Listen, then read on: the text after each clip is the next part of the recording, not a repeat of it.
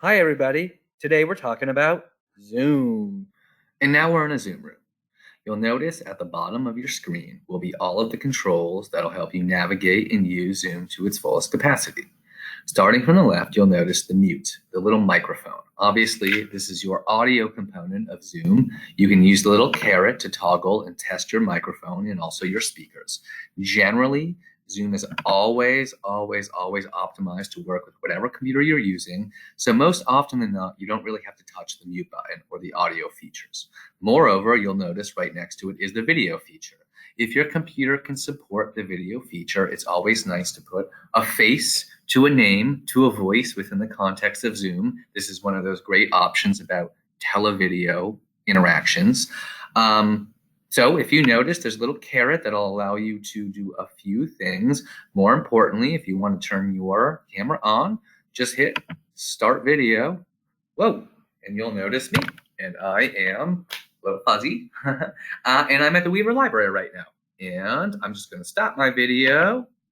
Okay, so just working across the bottom, security, and Zoom has very much updated their security features, so not really much to click on there. Participants. If you're hosting a Zoom room or if you're in a Zoom room, you want to know who's also in there. You don't see everybody and the layouts may be a little wonky or a little. Always click the caret. You can invite people, but also you can just check to see in the upper left who is there. And you'll notice that if you are the host, it'll be listed as such, and this will give you a little more options over the Zoom room.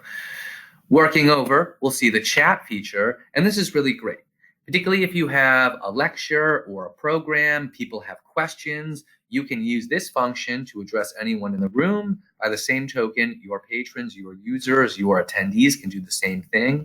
You'll also notice that when there's more people in the room, the drop-down will give you the option to directly message anyone in the room. So if you have privacy concerns, sensitivities, you can speak directly to patrons, users, etc. And this is always a really great option, particularly if people have a low capacity computer and maybe they're having difficulties with audio or video. The record option is right next to that. Oftentimes, we like to record different programming for our patrons to send to them at a later date. The big issue is obviously that recording takes up quite a bit of room on your local device or computer, so just be aware of your size limitations when you're downloading things.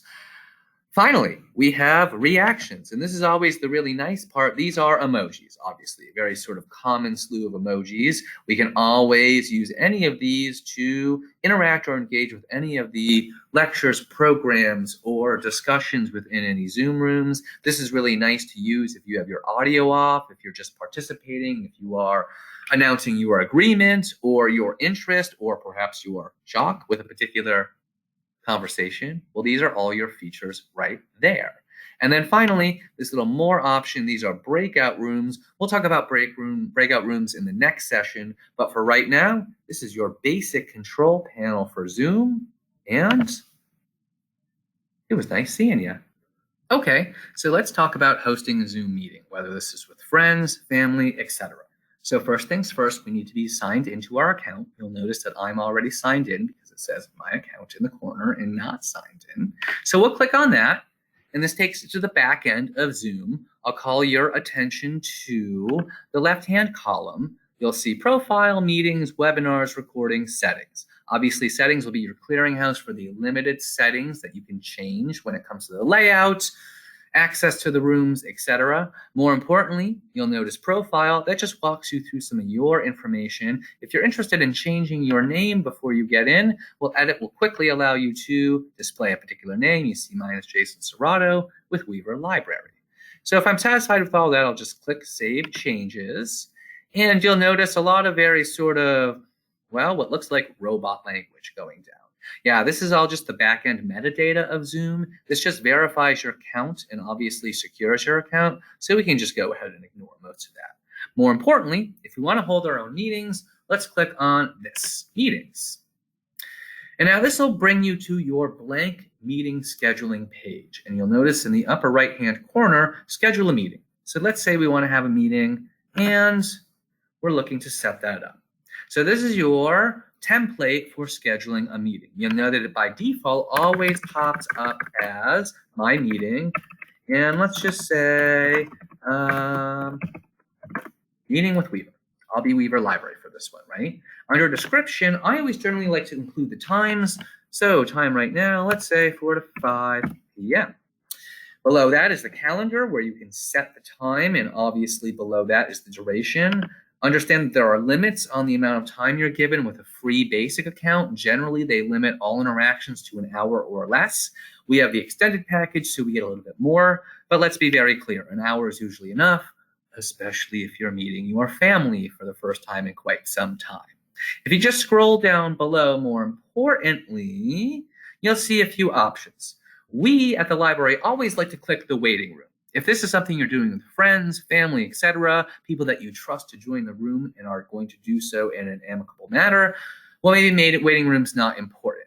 We like to include it such that when people join, they have to be manually let in. That just allows us to keep a little more track of the people joining our events or maybe leaving at the same time. More importantly, I like to click off these two buttons, video for host and participant. Have you ever been in that situation where you join a Zoom conversation, media res, your camera's on, and maybe you're not ready to be seen? Well, this ensures that nobody will be caught off guard. And by the same token, I like to click on mute participants upon entry, because this will do the same thing. And we like to give people the ability to get comfortable, get ready, and be fully equipped to engage with whatever Zoom programming they are involved with.